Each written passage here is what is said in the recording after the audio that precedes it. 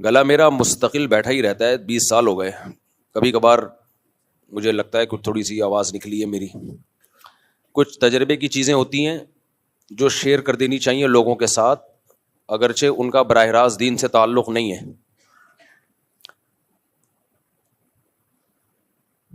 میں نے ایک تجربے سے، زندگی کے تجربے سے ایک چیز سیکھی ہے کہ ہمیشہ کسی بھی چیز میں نا اس کے ایکسپرٹ کے پاس پہلی دفعہ میں چلے جاؤ. چاہے دین کا تعلق ہو، چاہے میڈیکل سائنس سے متعلق مسئلہ ہو، یا آپ نے گھر کا کوئی میپ بنوانا ہے، نقشہ بنوانا ہے، سول انجینئر کے پاس جانا ہے آپ نے، یا آپ نے کوئی جو فزیکل فٹنس کے ماہر ہوتے ہیں، پیٹ کم کرنا ہے، وزن کم کرنا ہے، جو بھی BCO مسائل ہیں، پہلی دفعہ میں یہ کوشش کیا کرو کہ جو ایکسپرٹ ترین آدمی ہے نا کسی بھی فیلڈ کا، اس سے رابطہ کرو. آپ کا ٹائم بچے گا، آپ کا پیسہ بچے گا. پہلی دفعہ میں پیسہ زیادہ خرچ ہوگا، لیکن وہ بار بار، وہ جو کہتے ہیں نا غریب سستا روئے بار بار، مہنگا روئے ایک بار. تو بس یہ ایک میسج ہے، پیغام ہے، یہ بیان نہیں ہے. بیان ابھی میں شروع کر رہا ہوں. تجربوں کی ایک چیز ہے جو آپ سے شیئر کر رہا ہوں. ہم سستے کے چکر میں پیسے بچانے کے لیے جو جس فیلڈ کے ماہر نہیں ہیں ان کے پاس نہیں جاتے کہ یار فیس سستی ہے. پھر ساری زندگی تجربے ہی کرتا رہتا ہے آدمی بیٹھ کے. شروع میں ہی کسی اچھے کو دکھا دو، ماہر آدمی کو دکھا دو، تو ایک دفعہ خرچہ ہوگا، ہمیشہ کے خرچوں سے بچے رہو گے. آج کل ہم اپنے ماں باپ کی صحت سے بہت غافل رہتے ہیں. اکثر میں نے دیکھا ہے لوگ اپنے بوڑھے ماں باپ کو تجربوں کی بھیٹ چڑھا دیتے ہیں. تو اس میں بھی شریعت نے حکم دیا ماں باپ کی خدمت کا، تو اس خدمت میں سب سے پہلے ان کی ہیلتھ ہے، ان کی صحت ہے. صحت وحت کا خیال نہیں رکھا جا رہا آج کل. صحت کا خیال ایسے رکھا جا رہا ہے، انتظار ہوتا ہے کہ ابا کی جب طبیعت خراب ہوگی تو ہاسپٹل لے کے جائیں گے. بالکل غلط ہے. ابا کی طبیعت خراب ہونے سے پہلے آپ نے کسی بڑے اچھے ڈاکٹر کے مشورے سے ابا اماں کو چیک اپ کرا دو کہ کیا کیا ان کو اب ہو سکتا ہے فیوچر میں. کیونکہ جب عمر 40 سال ہو گئی اور 50 سال ہو گئی تو اب ہونا ضروری نہیں ہے، ہو سکنا ہے. اب ہوگا، یہ تو ہوگا. اب بلڈ پریشر بھی ہوگا، شوگر بھی ہوگی، اور کینسر کے بھی خطرات ہیں، اور بہت سارے مسائل آہستہ آہستہ کھڑے ہوں گے. تو ہمارے یہاں ہوتا یہ ہے کہ بوڑھے لوگوں کا انتظار کر رہے ہوتے ہیں کہ جب ہوگا تو پھر ڈاکٹر کے پاس جائیں گے کہ اس سلسلے میں حاضر ہوئے تھے ہم. تو یہ بھی ماں باپ کے ساتھ بہت بڑی زیادتی ہے. پہلے سے ہی بھائی سب کچھ. خیر یہ آپ کسی اچھے ڈاکٹر سے پوچھ لیں کہ ابا میرے 50 سال کے ہو گئے ہیں، میں نے کیا کرنا ہے. ابا 60 سال کے ہو گئے ہیں، 70. ابا ویسے آج کل 50 سال کے تو شادی ہو رہی ہوتی ہے 50 سال میں. پہلے زمانے میں 40 سال میں لوگ دادا بنتے تھے، آج کل 50 سال میں باپ بھی نہیں بن رہے ہوتے.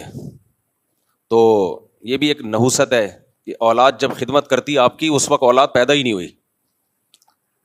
یعنی آپ بچے پال رہے ہوتے اس عمر میں جب بچوں کو چاہیے تھا کہ آپ کو پالتے. دیر سے شادی کے سائڈ افیکٹ. پھر لوگ کہیں گے وہی شادی لگا کے رکھی ہوئی مفتی صاحب نے. کچھ مسائل کامن ہوتے ہیں جو سب کے ساتھ ہیں. دیکھو کورونا جب آیا تو ڈاکٹروں نے کیا لگا کے رکھی ہوئی تھی؟ کرونا ہر وقت، کیونکہ پوری دنیا میں بیماری پھیلی ہے نا. ہر ڈاکٹر ماسک کا حکم دے رہا ہے، ٹیکے لگا رہا ہے. تو کرونا لگا کے رکھا ہوا تھا حکومتوں نے بھی اور ڈاکٹروں نے بھی، کیونکہ یہ بیماری سے متاثر ہر قوم ہو رہی تھی، ہر مرد ہر عورت. تو میں نے بھی جو شادی لگا کے رکھا ہوا ہے نا، یہ نہ کرنے سے سب متاثر ہو رہے ہیں، عورت بھی مرد بھی، نسل بھی تباہ و برباد ہو رہی ہے. تو یہ ایک ایسا مسئلہ ہے جو سوائے خسروں اور ہیجڑوں کے ان کو کوئی نقصان نہیں ہے. جو مرد ہے اور عورت، اور ظاہر ہے 99.9999999% تو مرد یا عورت ہی ہوتے ہیں نا. جو بیچارے خسرے ہیجڑے ہیں وہ تو 0.00001% بھی نہیں ہے. اور ان میں بھی جو سچی مچی کے ہیں وہ اور کم ہیں، جھوٹی موٹی کے بہت ہیں. تو اس لیے یہ تو ہر گھر کا مسئلہ ہے نا. اس لیے میں جیسے ڈاکٹروں نے کرونا لگا کے رکھا ہوا تھا، جب تک کووڈ ختم نہیں ہو گیا، کووڈ ہی چل رہا تھا مارکیٹ میں. جب تک آپ لوگ شادیوں پہ سیٹ نہیں ہو جاتے اس وقت تک شادی چلتا رہے گا بیانات. جب سیٹ ہو جائیں گے، جب کرنا شروع کر دیں گے ٹائم پہ اور زیادہ، پھر میں چپ ہو جاؤں گا. اچھا خیر، اب ہم اصل ٹاپک کی طرف آتے ہیں. تو خلاصہ یہ جو میں نے ابھی آپ کے سامنے بات کی ہے، یہ بات یہی کی ہے کہ بھائی اپنے ماں باپ کو نا کسی بڑے ڈاکٹر کو پہلے سے ہی دکھا دو بیمار ہونے سے پہلے. اور اگر آپ 40-50 کے ہو گئے تو اپنے آپ کو بھی دکھا دو، کیونکہ یہ اتنی بیماریاں ابھی پھیل رہی ہیں. مر جانا اتنا بڑا مسئلہ نہیں ہے، یوں لڑکو مر جاؤ. مرنے سے پہلے کے جو پروسیس ہے نا وہ بڑے ڈینجرس چل رہے ہیں. دیکھو آپ کا بی پی ہائی ہوا، دماغ کی رگ پھٹی، مر گئے، کوئی ٹینشن کی بات نہیں. اگر اچھے عمل پہ تھے کوئی مسئلہ نہیں ہے, سب نے مرنا ہے, آپ بھی مر گئے تو کوئی بہت بڑا دنیا میں حادثہ نہیں ہوا. لیکن ایسا ہوتا نہیں ہے. ہوتا یہ کہ آپ کی رگ پھٹی, آپ کو فالج, برین ہیمریج ہوا, PCO مسائل کھڑے ہو گئے, کوئی دماغ میں جم گئی, فالج ہو گیا, کومے میں چلے گئے. تو وہ جو مسائل ہوتے ہیں, آنکھیں چلی گئیں, گردے فیل ہو گئے, ڈائلسس پہ آ گئے, یہ ہو گیا وہ ہو گیا, 20 سال اس بیماری کو گھسیٹتا ہے انسان. اللہ کی پناہ بھائی, اللہ ہم سب کو ایسی خطرناک بیماریوں سے پناہ میں رکھے. نبی صلی اللہ علیہ وسلم کی صحیح حدیث ہے, آپ نے فرمایا کہ ما انزل اللہ من داء الا انزل له شفاء او کما قال صلی اللہ علیہ وسلم. کوئی بیماری اللہ نے ایسی پیدا نہیں کی جس کی شفا نہ پیدا کی ہو. تو یہ کیوں بتایا ہمیں کہ بھئی بیماریوں میں اللہ نے دوائیں بھی اللہ نے ہی پیدا کی ہیں, تو پہلے سے ہی رابطہ کر لیا جائے. اور اس میں پبلک کی باتوں میں بالکل نہیں آنا چاہیے. آپ بڑے بڑے افلاطونوں کے پاس بیٹھیں گے, ہر آدمی اپنی پھینک رہا ہوگا, ابے یہ کچھ نہیں ہے, ابے یہ ڈاکٹروں کے دھندے ہیں, ابے یہ دوائیوں کے دھندے ہیں. تو چھوڑ دو, کسی ایکسپرٹ کے پاس جا کے اپنے ماں باپ کو پہلے دکھا دیا کرو, اور خود بھی اپنا چیک اپ اگر 50-40 سال کے ہو گئے تو کرا لیا کرو. تو بہت بڑے بڑے آج کل یہ وہ دور نہیں ہے جو پہلے ہمارے باپ دادا نے گزارا ہے. یہ بہت چینج ہو چکا ہے اس وقت, خوراکیں چینج ہو گئی, ماحول چینج ہو گیا. خیر یہ ٹاپک نہیں ہے, تو ایک تجربے کی بات آپ کے سامنے شیئر کر رہا تھا, کیونکہ ہم نے بھی اپنے ماں باپ کے ساتھ, ہمیں تجربہ نہیں تھا. میرے والد صاحب کو 50 سال کی عمر میں BP ہوا, بلڈ پریشر ہائی ہوا, وہ چیک نہیں کراتے تھے. تو ایک دفعہ کسی کے کہنے پہ چیک کرا لیا تو پتہ چلا BP ہائی ہے, بہت ہائی ہے. تو لوگوں میں کیا باتیں ہوتی ہیں, لوگوں میں یہی باتیں ہوتی ہیں کہ بھائی چیک کرانا ہی نہیں چاہیے تاکہ ٹینشن میں نہ جائے آدمی, چیک کرانا ہی نہیں چاہیے تاکہ. تو والد صاحب نے بھی یہ کہا کہ خام خواہ میں چیک کرا لیا, اچھی بھلی زندگی گزر رہی تھی. تو ڈاکٹر نے بولا آپ نے پابندی سے چیک کرانا ہے. انہوں نے کہا نہیں بھائی, اچھے بھلے ہم تو فٹ فاٹ. تو نتیجہ کیا نکلا ہے, 60 سال کی عمر میں چیک کرایا انہوں نے, بہت ہائی ہوا تھا, تو نہیں چیک کراتے تھے. پھر 63 سال کی عمر میں کیا ہوا ہے, نیچے کا BP 140, اوپر کا پتہ نہیں 200 کہاں پہنچا ہوا تھا. تو کیا ہوا ہے, پھر وہ ڈیتھ ہو گئی. خیر سب نے مرنا ہے, لیکن اتنی بات تو ہے کہ وہ فالج سے بہت ڈرتے تھے, بہت پناہ مانگتے تھے, اللہ کسی کا محتاج نہ بنائے. نیک اعمال پہ ڈیتھ ہو گئی, اللہ ان کی مغفرت فرمائے, لیکن فالج بھی تو ہو سکتا تھا نا. ہمارے کئی جوان دوستوں کو ہم نے دیکھا ہے فالج میں پڑے ہوئے ہیں. تو بہتر ہوتا ہے کہ ایسے میں جو ایکسپرٹ ہیں, ڈاکٹرز ہیں, ان کی بات مان لی جائے. جب وہ کہہ رہے ہیں کہ اتنی عمر ہو گئی ہے, آپ بار بار اپنا چیک اپ کراؤ, تو کرا لینا چاہیے. اس میں ڈرنا, اس میں لوگوں کی باتوں میں نہیں آنا چاہیے. تو یہ بہت آرام سے کنٹرول ہو سکتا ہے. یہ گولیاں آتی ہیں یا ایکسرسائز ہے, ڈاکٹر جو بھی کرے وہ ڈاکٹروں کا مسئلہ ہے. تو خیر, تو ماں باپ کی خدمت جو ہم پہ فرض ہے نا, تو خدمت فرض ہونے کا مطلب کیا ہے, پاؤں دبانا نہیں آتا اس میں. سب سے پہلے ان کی صحت کا خیال. تو گھر جا کے جن کے بھی ابا اماں 50 سے اوپر ہو چکے ہیں, جا کے ان کے چند ایک چیزیں جو ہیں وہ کسی بڑے ڈاکٹر سے رابطہ کر کے پوچھ لیں کہ بھائی اب ان کی کیئر ہم نے کیسے کرنی ہے, کیا کیا ان کو پرہیز کروانا ہے, کس اسٹائل میں لے کے ہم نے ان کو چلنا ہے, اس سے پہلے کہ ماں باپ سے محروم ہو جائیں. اور اگر ماں باپ بچانے کا شوق ہی نہیں ہے تو پھر آپ کی مرضی ہے.